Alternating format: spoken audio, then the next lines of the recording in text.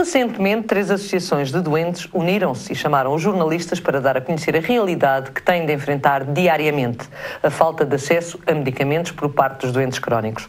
Hoje, no Especial Saúde, vamos analisar este assunto com responsáveis das associações. Temos aqui Paulo Alexandre Pereira, presidente da Associação Todos com a Esclerose Múltipla, e também Emília Rodrigues, presidente da SOS Hepatites. Arcisete Saraiva, presidente da Associação Nacional de Doentes com Artrite Reumatoide, não vai estar em estúdio, mas deixou-nos o seu parecer, aliás, sobre este assunto, que vamos transmitir durante o programa. Aos dois que estão presentes, agradeço desde já o facto de se terem deslocado aqui para estar comigo, principalmente ao Dr. Paulo, que é do Porto e que, portanto, veio cá propositadamente, à Emília, que já vem sendo habitual vir-nos visitar nestas circunstâncias. Dr. Paulo, começo pelo senhor. O senhor pertence à Associação Todos com a Esclerose Múltipla, é também um doente com esclerose múltipla. Sei que foi sua a ideia de fazer a conferência de imprensa e de juntar outras associações.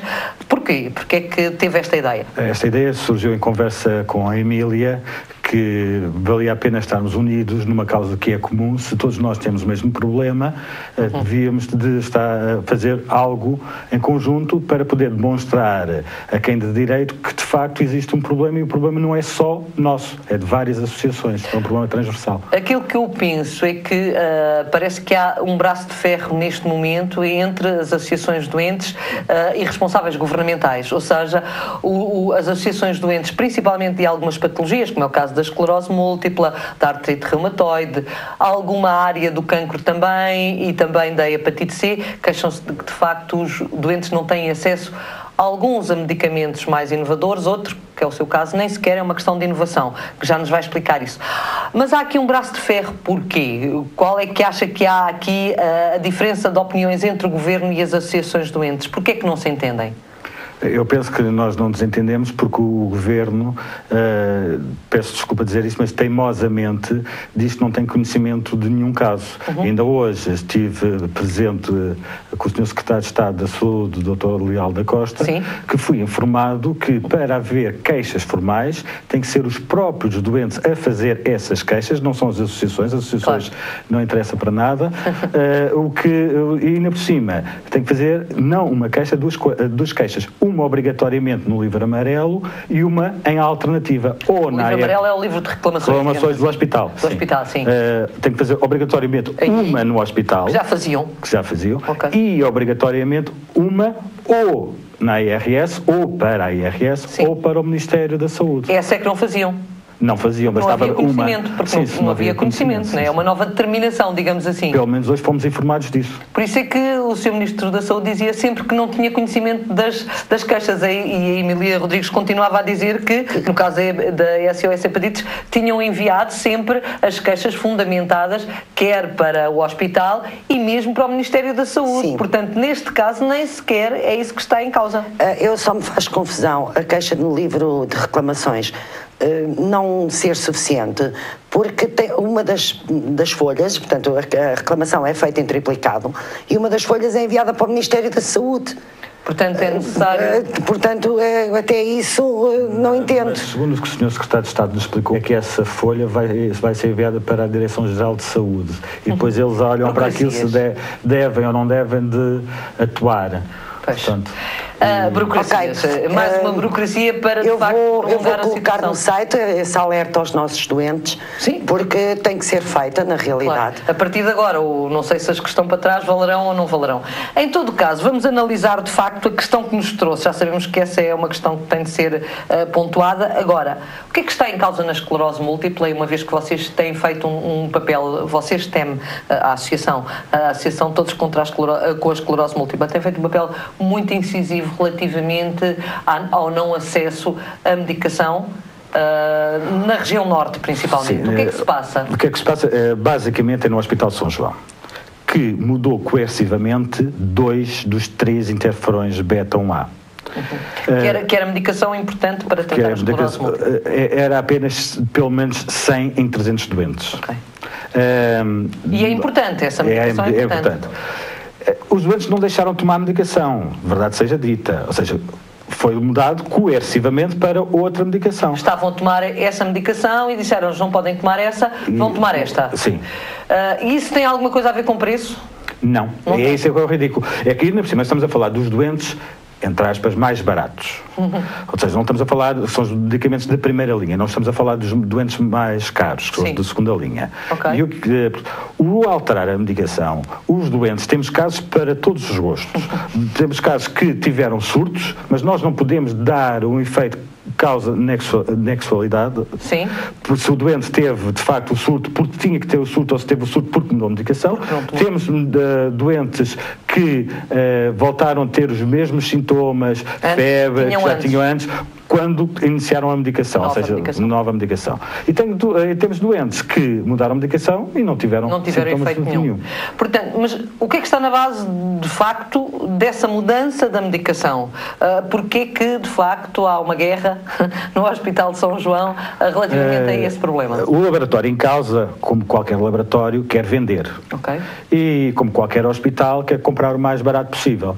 Mas o problema nem sequer é este. O que acontece é, ao abrigo da lei dos compromissos, pelo menos é essa a desculpa, o hospital não pagou parte ao laboratório em questão. Okay. O que é que acontece? O laboratório em questão voltou a tentar negociar, pelo menos isso é o que nos foi dito, não chegou, até que a administração impôs as regras do jogo. Até que chegaram a um determinado momento, o laboratório pôs uma injunção em tribunal. Claro. E foi-nos dito, literalmente, espero dizer tudo, por causa de uma injunção em tribunal a esta administração, não podemos continuar a encomendar medicamentos dessa marca. Dessa marca. Portanto, é uma guerra que vos ultrapassa. É uma guerra entre o laboratório e o hospital. E os doentes não podem ser, de modo algum, tratados de modo são 100 doentes que estão em causa. São 100 doentes que estão. Qual é a prevalência da esclerose múltipla em Portugal, Tubal? Nós estimamos, até com um estudo da própria Universidade do Minho que foi apresentado ano passado, que deve andar na ordem dos 45 por 100 mil.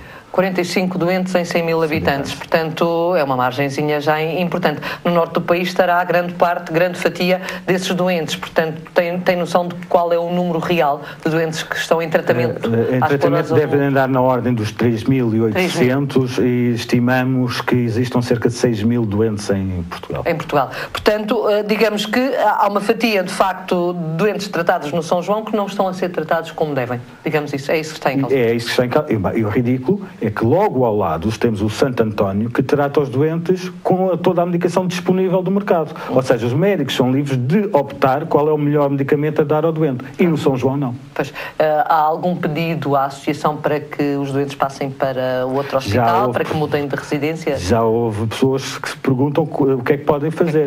Eu normalmente tenho que fazer uma batota, quer dizer que moram na rua A em vez de morarem na rua B. Ou seja, não chega às pessoas terem a doença, como ainda têm o azar de morar na rua contrária. Claro. Na reunião que tiveram com o seu secretário de Estado, há alguma alteração a esta situação? Há mudanças que vão ser anunciadas? Como é que é? O Sr. Secretário de Estado disse-nos que vai criar uma comissão para que todos os hospitais tenham todos a mesma medicação para os doentes, tentar arranjar um formulário, se o doente tem lesões em determinado sítio, então o medicamento que se deve ser dado é o A, o B, que todos os hospitais sigam a mesma norma. Será nova. Apesar das normas já existirem, publicadas a 4 de dezembro pela Direção-Geral de Saúde, que tem as normas de orientação clínica. Sim, e de estar já formada a Comissão Nacional de Farmácia e Terapêutica, que terá essa incumbência.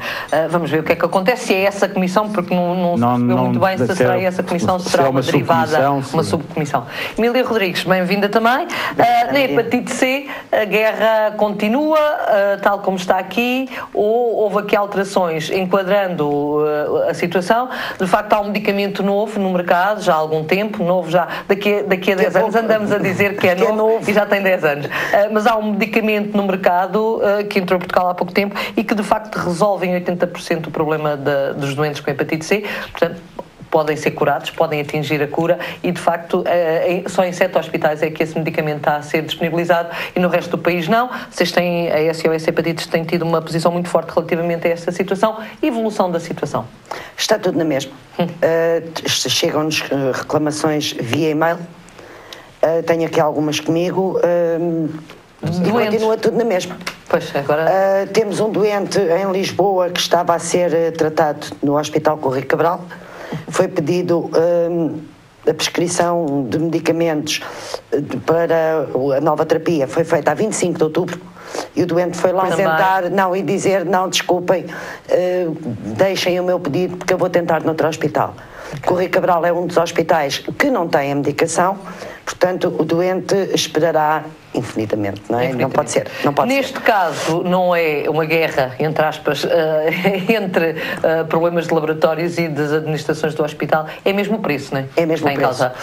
Só que não podemos esquecer que estes doentes fazendo a medicação tripla vão curar-se em 80% dos casos, vão ficar aptos para o trabalho, vão fazer descontos, vão ter melhor qualidade de vida e se não o fizerem é exatamente o contrário, portanto vão ter N internamentos por problemas cirróticos, vão ter N baixas médicas, portanto vão dar um custo ao Estado que fazendo a medicação vão dar um ganho. Claro.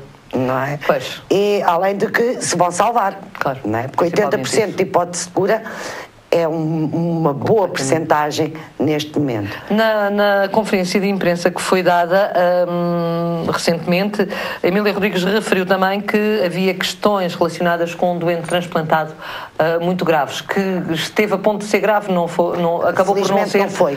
O que é que aconteceu concretamente? O doente foi transplantado em maio de 2011, durante 24 meses tem que tomar o imunossupressor e no passado mês de janeiro foi ao hospital, deram-lhe a receita, tinha receita para um mês, deram-lhe 10 comprimidos, escreveram o número do hospital, a extensão da farmácia e disseram-lhe vá telefonando nos próximos 10 dias para ver se a medicação já cá está. Isto é grave, felizmente a medicação chegou a tempo, se não chegasse é grave porque estamos a falar de um doente transplantado que pode fazer uma rejeição de órgão. E pode acontecer o quê no último dos casos? Pode falecer? Pode ter que ser transplantado novamente. Ou então chegar mesmo ao falecimento. Portanto, neste momento nós não podemos, e é isto que nós alertamos, não podemos admitir que se passe situações destas. Se o doente tem medicação para um mês, tem que levar a medicação para um mês. Não pode estar durante 10 dias a pensar, será que a medicação chega a horas? Claro. Não é? Não pode. Nesse caso, vocês culpam quem? As administrações hospitalares ou não? A administração, eu sei que não há dinheiro. Dissemos isto ontem na conferência de imprensa, eu sei que não há dinheiro, eu sei que o dinheiro não dá para tudo, mas não pode ser na saúde que se vai cortar e poupar, não com a vida humana, não é? Portanto, as administrações hospitalares, nós sabemos que é complicado, mas têm que, na realidade, verificar e ver até onde é que ponto podem cortar, não é? Porque não podem cortar na saúde. Claro. Não concordo, mas está bem. Então, digamos, não concorda? Ainda bem, não, estamos aqui para isso. Não, a única coisa é que se o Estado quiser poupar, pode poupar na saúde. Sim, por exemplo, não pode cortar da maneira indiscriminada que vai cortar. E basta poupar, por exemplo, nos medicamentos. É simples. Cria uma central de compras, mesmo uma central de compras nacionais. Isso é a central de compras, porque nem toda a gente estará de acordo com a possibilidade que vocês, associações de doentes, têm em defender uma central de compras únicas. Há quem defenda que, de facto, uma Comissão Nacional de Farmácia e Terapêutica, como agora foi criada, e que é um órgão consultivo do Infarmed, mas que vai criar a própria farmacologia, as próprias regras da acessibilidade dos medicamentos nos diferentes hospitais, que pode ser muito importante, porque, no fundo, vai fiscalizar aquilo que as centrais regionais estão a fazer. Fiscalizar, entre aspas. Não será melhor do que uma central única de compras? Comprar um medicamento tem um preço. Comprar 10 medicamentos tem um preço inferior. Ou seja, se uma central de compras comprar para todos os hospitais, pode, penso eu, negociar mais facilmente com os determinados laboratórios. É que é matemático, não sou eu, portanto é mais fácil. Mas isso é a lei da oferta e da procura, mas isso é normal. Mas não acha que cada hospital também, negociando os seus próprios preços com os laboratórios, não pode conseguir preços mais baixos e, de facto, diminuir os gastos? Mas aí vamos ter hospitais a comprar por 10 e hospitais a comprar por 5, porque um hospital, se tiver 10 doentes em tratamento, vai comprar a medicação por um preço. Se tiver 100... Vocês querem transparência, não é? Transparência acima de tudo. E o preço é igual para todos os hospitais. E depois aí não se negocia, ou seja, aí não é a administração do hospital que tem que negociar com os laboratórios e depois as administrações dos hospitais a dizer às suas comissões de farmácia, vocês agora só têm estes medicamentos. Agora digam aos médicos que só podem escolher destes. Porque, no fundo, implicitamente, quem escolhe a medicação a dar aos doentes são as administrações dos hospitais. Vamos agora ouvir o que nos tem a dizer sobre este mesmo assunto a Presidente da ANDAR, Arcisete Saraiva. Como eu disse, não pôde estar presente, mas deixou-nos algumas indicações relativamente a todo este processo. Vamos ouvi-la. É observarmos e contactarmos com os nossos doentes e apercebermos que de dia para dia eles vão tendo mais dificuldade no acesso à medicação. Foi o percebermos que aterrorizavam os doentes e aterrorizam as farmácias hospitalares, quando o doente lá chega e lhes diz: este mês não temos, olha, eu não sei se para o mês que vem vai ter. Eles não negam assim, eu não dou. Não, dificultam. Olha, hoje não tenho, venha cá amanhã, os laboratórios ainda não mandaram, mas olha, este mês se calhar já não vai ter. Portanto, isto é entravar o acesso do doente. Eles não dizem que não diretamente, mas estão a dizê-lo na mesma por outra via. E isto aterroriza o doente, cria-lhe crises de ansiedade muito grandes. Que se tiver um espaço grande entre uma toma e a outra, muitas vezes os doentes têm que ser novamente reavaliados. Terão que fazer, se calhar, novas análises. Portanto, tudo isto são perdas de tempo para o doente, são crises de ansiedade que o doente ainda tem, mais, porque já falta o emprego para poder ir ao hospital. Portanto, eu acho que isto não é justo, não é humano. E, acima de tudo, há que ter um bocado mais de respeito com o doente. O doente tem que estar no centro, não pode ser uma coisa que está ali, não. É um doente, é um ser humano com quem temos que ter respeito e ter algum carinho para lidar com estes doentes. Estamos disponíveis para ajudar, porque nós não queremos ser o problema, nós queremos ser parte da solução. Nós estamos aqui numa positiva, não é só no deita abaixo. Nós queremos ajudar, queremos colaborar e queremos, acima de tudo, que ouçam as associações de doentes, porque são elas que sabem da doença. Nós custa-nos muito ouvir pessoas que nem sequer são médicos a opinar sobre doenças que não conhecem. Ouçam as associações de doentes, porque nós somos a voz do doente. Nós estamos numa positiva para ajudar. Está com o Especial Saúde. Hoje falamos da problemática da falta de acesso dos doentes crónicos a medicamento. Tenho comigo duas associações de doentes, responsáveis de duas associações de doentes, da Associação Todos com a Esclerose Múltipla e da SOS Hepatites. Dr. Paulo Pereira, volto novamente a si. Na conferência de imprensa que realizaram, aliás, recentemente, foi dito por si que cada vez o médico tinha menos decisão na prescrição. Isto deve ter chocado alguns clínicos que, de facto, consideram que é esse o papel deles, serem ativos na prescrição. Eu, por acaso, tive uma reunião com diversas administrações dos hospitais no dia 16 de março de 2012. E, claramente, foi pela primeira vez que eu soube isto. Os senhores administradores dos hospitais disseram-me, explicaram-me que o médico indica o medicamento. E depois é a Comissão de Terapêutica e de Farmácia que diz se aquele medicamento é ou não é adequado. Ora, como as comissões de farmácia são nomeadas pela administração, como é a administração que negocia os medicamentos, logo quem receita os medicamentos é a administração. O médico limita-se a receitar o que a administração negociou. Poderá, de facto, e isso choca-o? Choca. Emília? Claro que sim. E é precisamente essa falta. Mas não entendem que numa fase em que é necessário conter custos, esta é uma das medidas que pode ser... Mas não. Até podia, no limite, mesmo lá no limite quase no infinito, perceber isso. Agora, a única coisa é assim, o médico até fez um juramento, deve receitar a melhor medicação ao doente. E não podemos estar aqui a olhar, mas é fácil.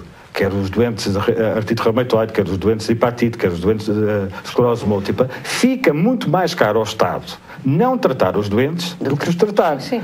Portanto, isso já foi explicado pela Emília várias vezes. Etc. Não vale a pena voltar a... Portanto, é preciso ter um bocado de bom senso. O que é caro?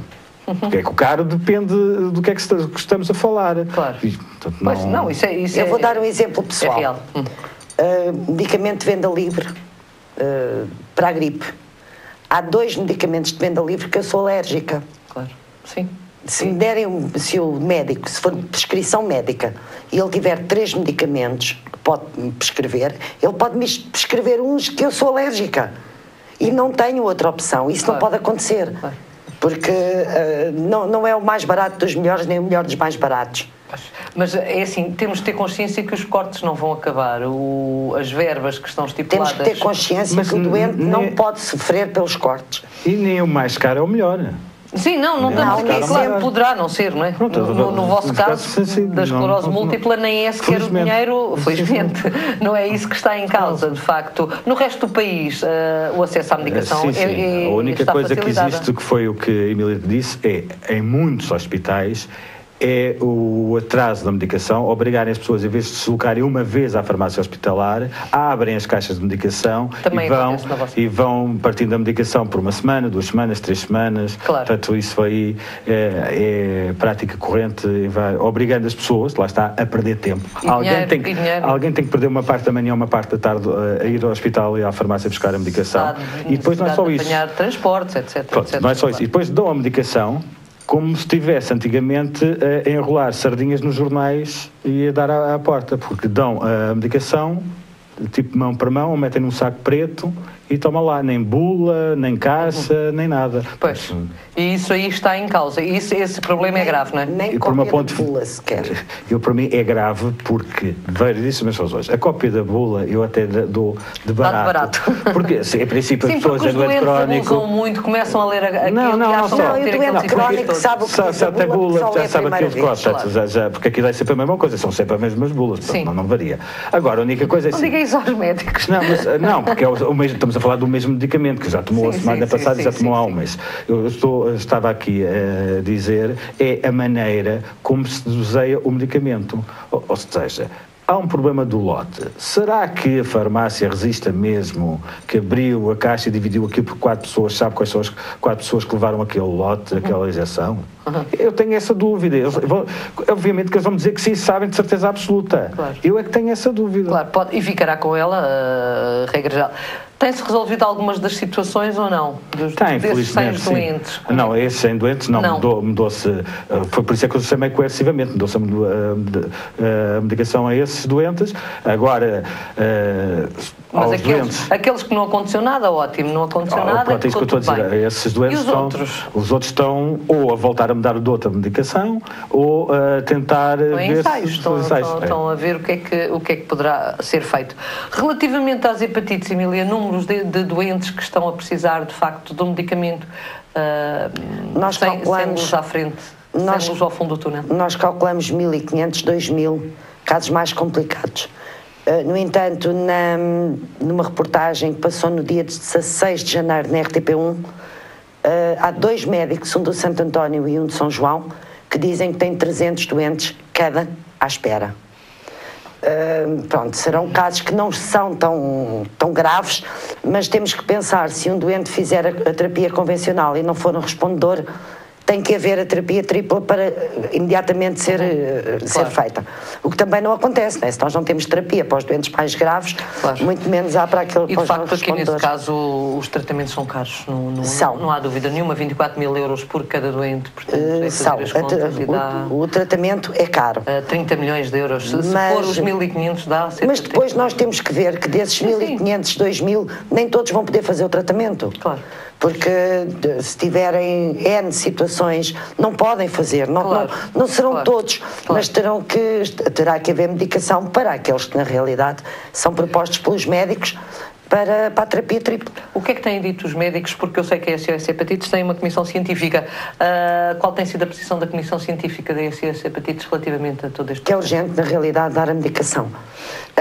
2 dos médicos da nossa comissão científica, não enquanto comissão, mas deram conhecimento ao Sr. Ministro, o professor Tato Marinho e o Dr. Armando Carvalho, o professor Armando Carvalho de Coimbra, e na realidade nada foi feito. Portanto, nesse caso, os responsáveis sabiam.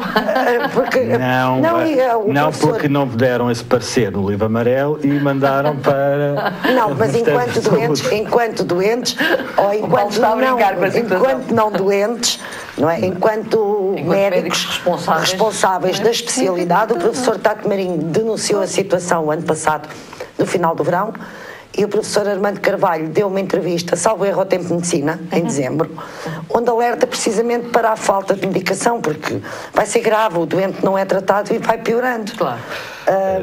O Conselho Científico, na realidade, diz é urgente ser dada. Eu não vou falar do meu Conselho Técnico-Científico, porque é prata da casa, mas há um grupo de estudos de esclerose múltipla, que depende da Sociedade Portuguesa de Neurologia, que por sua vez depende da Ordem dos Médicos, que é claríssima e diz que não deve haver mudança de medicamento coercivo e ninguém liga. Claro. O que é que acontece a um doente com esclerose múltipla que não toma medicação adequada?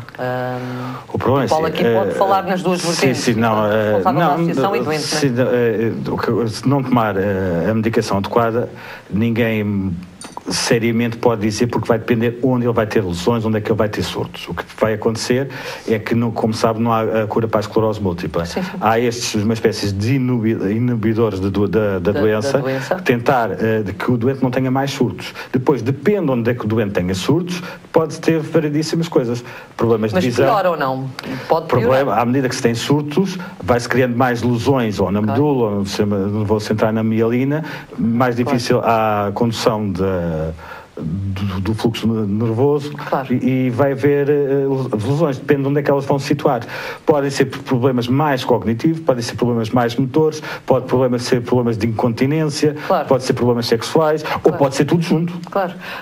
Portanto, há aqui que terem atenção, de facto, também a medicação. Digamos que, no caso da Emília, os doentes com hepatite C que não tomarem estes medicamentos novos, ou grande parte dos doentes que não tomarem a tal medicação que pode dar a cura, podem vir a sofrer cancro do fígado ou cirrose hepática. No vosso caso, a mesma coisa. Há montes de complicações associadas que podem vir a acontecer. Sim, e é exatamente para retardar o máximo possível qualquer uma delas que existe a medicação. E aí é unânime. Há estudos que dizem claramente que quanto mais cedo se fizer a medicação, mais cedo os doentes ficam com menos problemas. Ficam com menos problemas.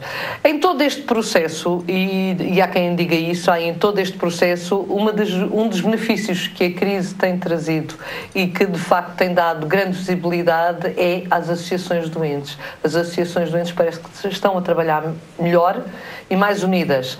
Emília Rodrigues, é algo de bom que no meio do mal tem acontecido. Nós não estamos a trabalhar melhor, estamos mais unidas na realidade. Por outro lado, acabamos por ter mais visibilidade e mais casos, porque o doente não tem mais ninguém a quem recorrer. Ele vai recorrer às associações que os defendem e que na realidade sabem como é e que, em vez de gritarem, entre aspas, sozinhos, a associação representa N doentes com o mesmo problema. No caso da hepatite C sempre houve o problema do estigma das pessoas darem a cara. Sente-se neste momento que é mais fácil o doente dizer eu tenho hepatite C ou ainda não?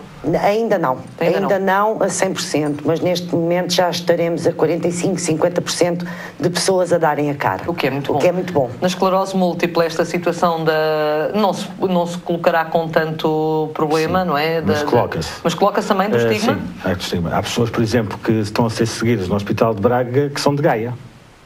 Exatamente para não saber. Em termos profissionais está ligado também, à questão profissional.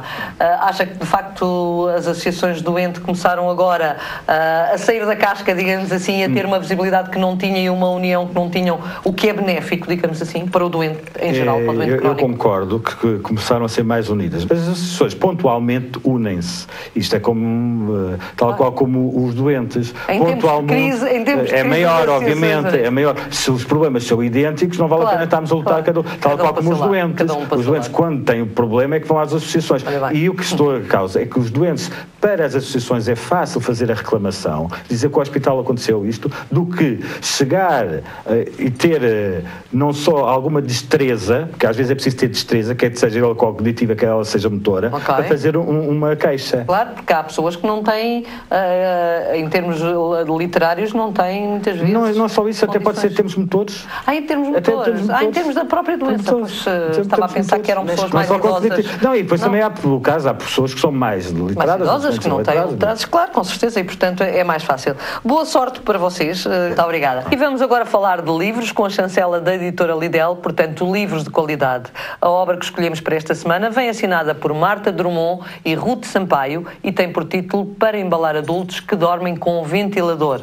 Uma obra que interessa a todos, principalmente a quem tem problemas de apneia do sono. Por hoje fico por aqui, mas já sabe que o Especial Saúde volta à sua companhia para a semana. Espero por si. Até lá e boa saúde.